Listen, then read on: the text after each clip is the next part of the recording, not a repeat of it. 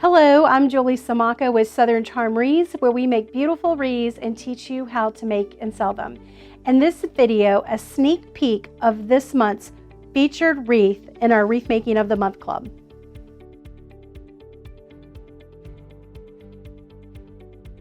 The first thing we're going to use is this red bike wheel. It's 16 inches wide.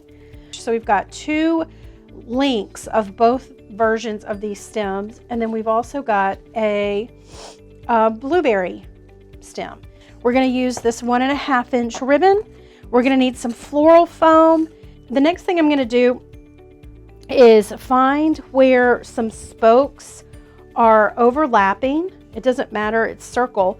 So that's what I mean. I want to find a place right here where we have two that sort of overlap each other, and that's where I'm going to attach my foam.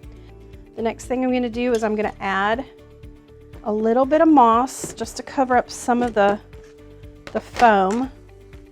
You don't want to put too much. I find if I put too much moss on, then I stick my flowers in and it doesn't really grab the foam, but instead it grabs the moss.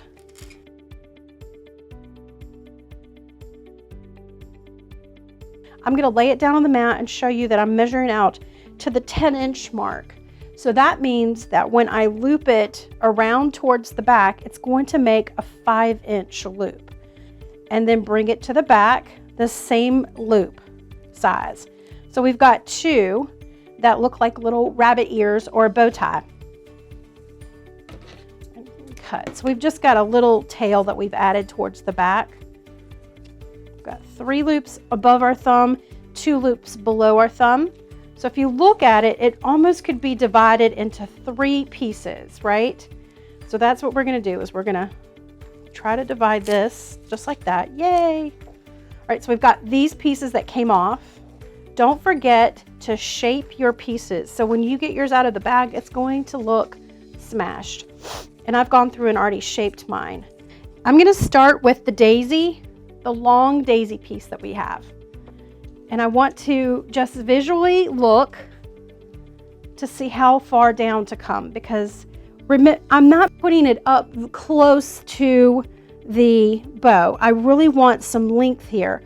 So I think what I want to do is add this over here on this side. So we kind of match that. Does that make sense? It's a balancing the same florals. Do you see how it's lifted off? It's not flat against that. It's lifted up a little bit. That's adding the dimension.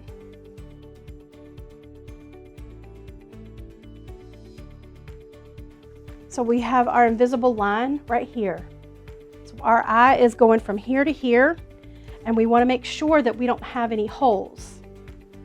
We've got a couple of pieces. We've got this piece that I'm going to go ahead and put down here in the middle of my bow loops.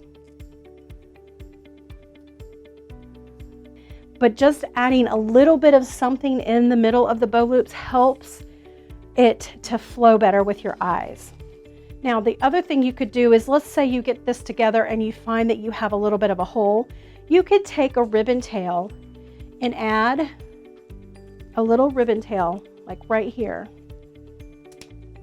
So it's the beauty of this ribbon, using it as filler instead of something like a greenery bush that might be, you know, more expensive. You've already got the ribbon, you might as well use that.